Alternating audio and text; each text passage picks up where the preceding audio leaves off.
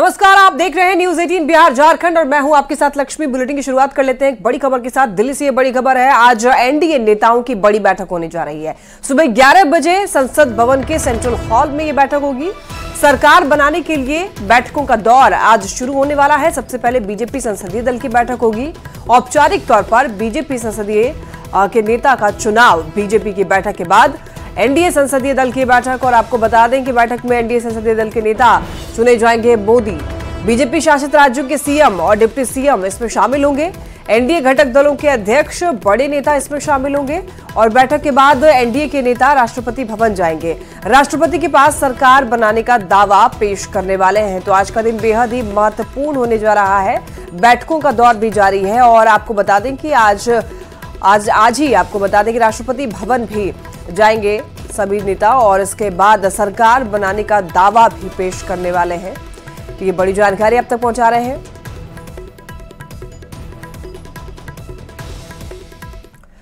लोकसभा चुनाव के नतीजे आने के बाद नई सरकार बनाने की कवायद तेज हो गई है। एनडीए तीसरी बार बहुमत हासिल कर सरकार बनाने का दावा पेश करेगी। प्रधानमंत्री आवास पर एनडीए की बैठक हुई है जिसमें नरेंद्र मोदी को एनडीए का नेता चुना गया। 9 जून को नरेंद्र मोदी तीसरी बार प्रधानमंत्री पद की शपथ लेंगे।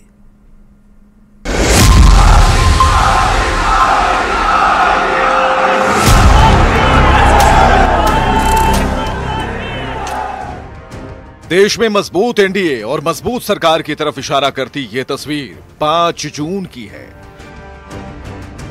प्रधानमंत्री आवास पर हुई बैठक में एनडीए नेताओं ने सर्वसम्मति से नरेंद्र मोदी को एनडीए का नेता चुन लिया। बैठक में नीतीश कुमार समेत एनडीए के तमाम सहयोगियों ने अपना समर्थन पत्र सौंप दिया है। कल एनडीए के तमाम लीडर्स की हम लोग की बैठक थी और एक स्वर में, देखिए ये बात सत्य है, इस बात को कोई नहीं नकार सकता कि एनडीए की ये जीत प्रधानमंत्री जी के नेतृत्व की ही जीत है। उनकी वजह से ही एनडीए को इतना प्रचंड बहुमत मिला। 7 जून को सुबह 11 बजे एनडीए की बैठक है और इस बैठक में संसदीय दल के नेता शामिल होंगे। उसके बाद सभी नेता राष्ट्रपति से मुलाकात करेंगे और 9 जून को नरेंद्र मोदी प्रधानमंत्री पद की शपथ लेंगे।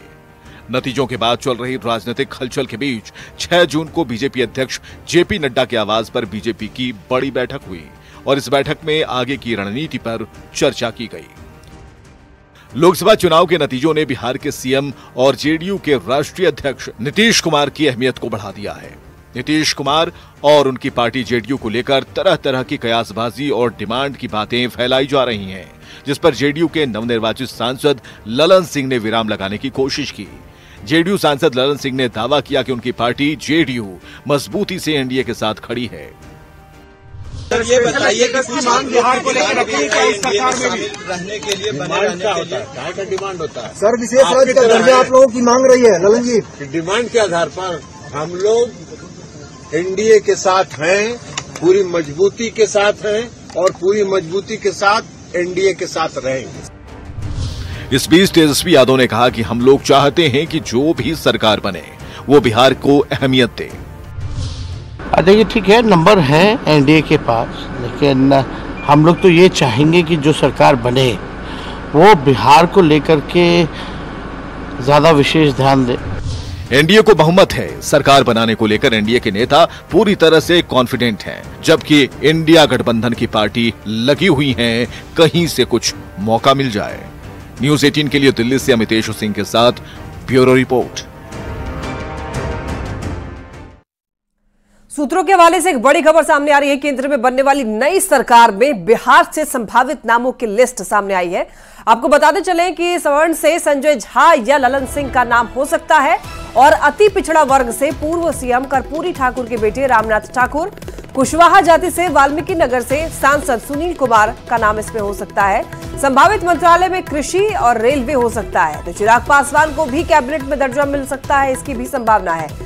दलित नेता जीतन मांझी को भी एडजस्ट किया जा सकता है। कुर्मी समाज से कौशलेंद्र कुमार को भी जगह मिल सकती है। संभावित मंत्रालय में कृषि और आपको बताते चलें कि रेलवे का भी संभावना है। और आपको बताते चलें कि नई सरकार में बिहार से संभावित नाम आपको बता दें, मंत्री बनने वालों की संभावित लिस्ट सामने आई है। और आपको ये बताते चलें चिराग पासवान को भी मौका मिल सकता है, इसकी भी संभावना जताई गई है। जीतन राम मांझी को भी जगह मिल सकती है। और साथ ही साथ आपको ये भी बताते चले, कुर्मी समाज से कौशलेंद्र कुमार का नाम भी इसमें शामिल हो सकता है और दिलेश्वर कामत को जगह मिल सकती है। साथ ही साथ अगर बात करें सुपौल की, तो सुपौल से सांसद हैं दिलेश्वर कामत, जहां पर उनको भी इस जगह मिल सकती है। और आपको ये बता दें कि झारखंड से अन्नपूर्णा देवी को केंद्रीय मंत्रिपरिषद में जगह मिलने की संभावना जताई जा रही है। वहीं आपको ये बता दें कि जमशेदपुर लोकसभा सीट से जीते बीजेपी के विद्युत वरण महतो का नाम भी चर्चा में है। आज दिल्ली में जेडीयू संसदीय दल की बैठक होगी। आज सुबह 9:30 बजे ये मीटिंग होनी है। आपको बताते चलें कि नीतीश का जेडीयू सांसदों से दिल्ली में मंथन होना है। तो नई सरकार से जुड़ी ये खबर आप तक पहुंचा रहे हैं। बैठकों का दौर लगातार जारी है और आज का दिन बेहद महत्वपूर्ण है। आज कई अहम बैठकें होने जा रही है। आज दिल्ली में जेडीयू संसदीय दल की बैठक होने वाली है और इसके लिए समय रखा गया है 9:30 बजे के करीब जब ये मीटिंग होगी।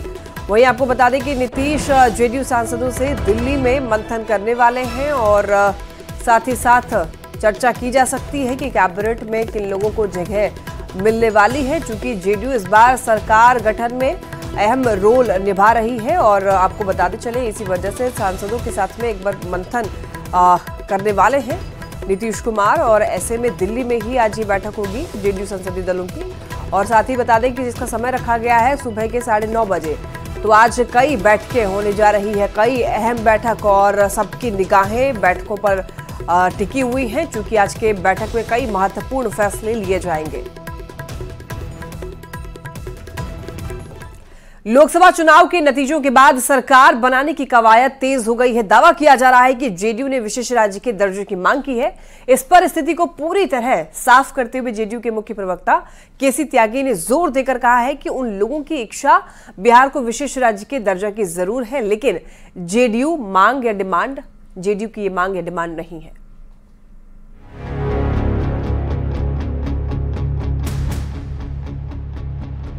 हम लोग तो ये चाहेंगे कि जो सरकार बने बिहार को विशेष राज्य का दर्जा दे।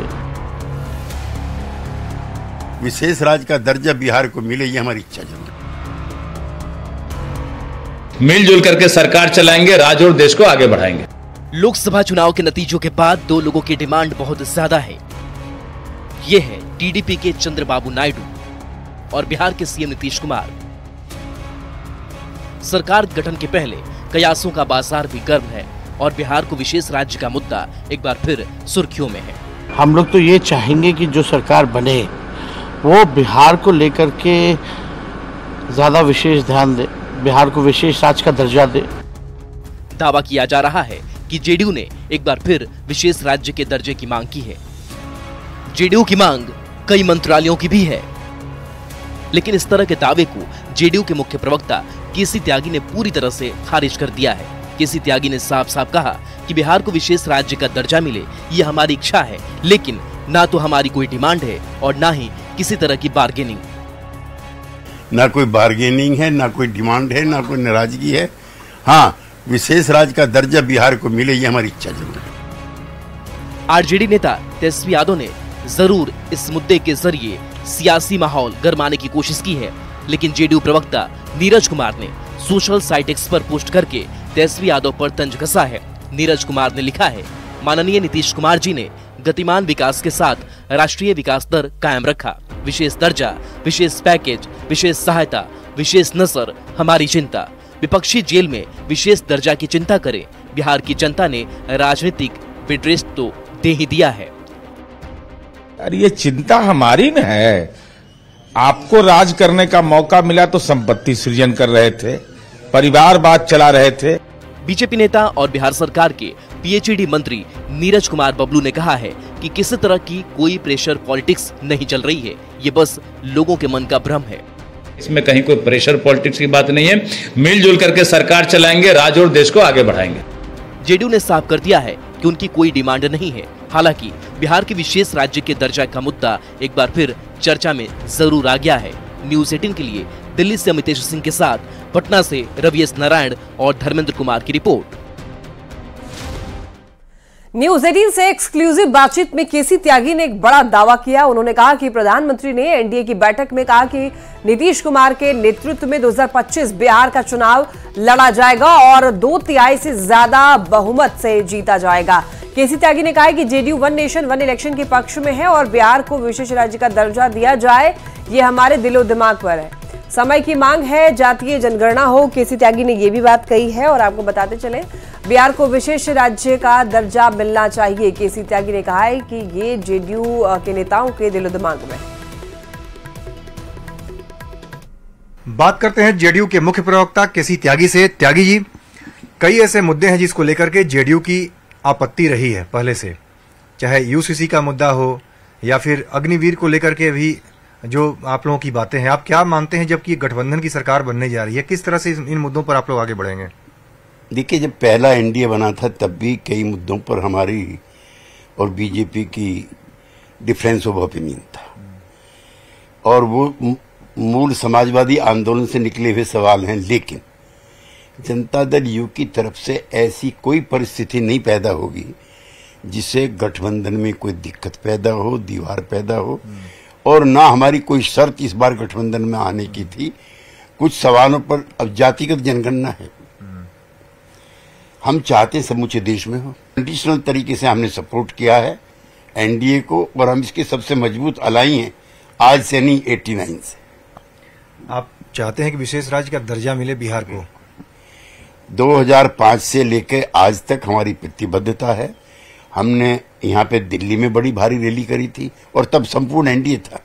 मैं आज याद करना चाहता हूँ स्वर्गीय सुशील मोदी जी को, वो हमारे साथ थे।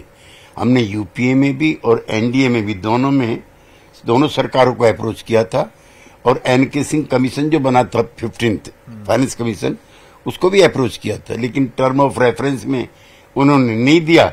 नया कमीशन बना है फाइनेंस का, उसमें अपनी राय रखेंगे। लेकिन बंटवारे के बाद बिहार के हिस्से में बदहाली आई।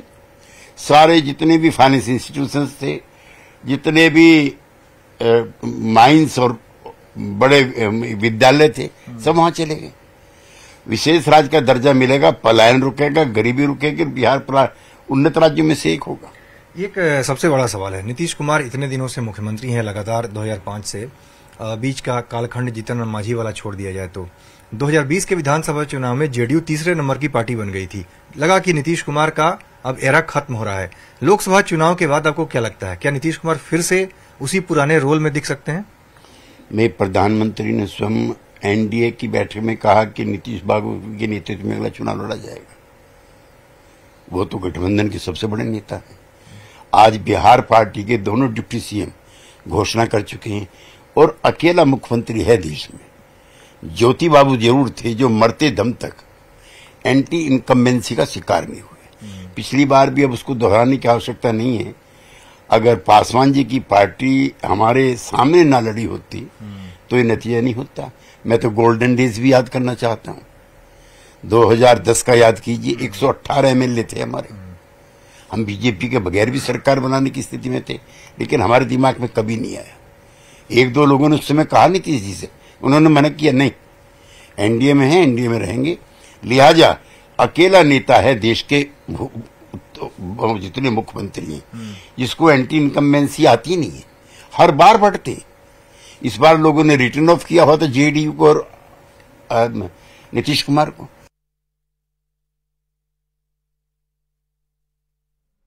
और यहां रुक रहे हैं एक छोटे से ब्रेक के लिए। आप देखते रहिए न्यूज 18।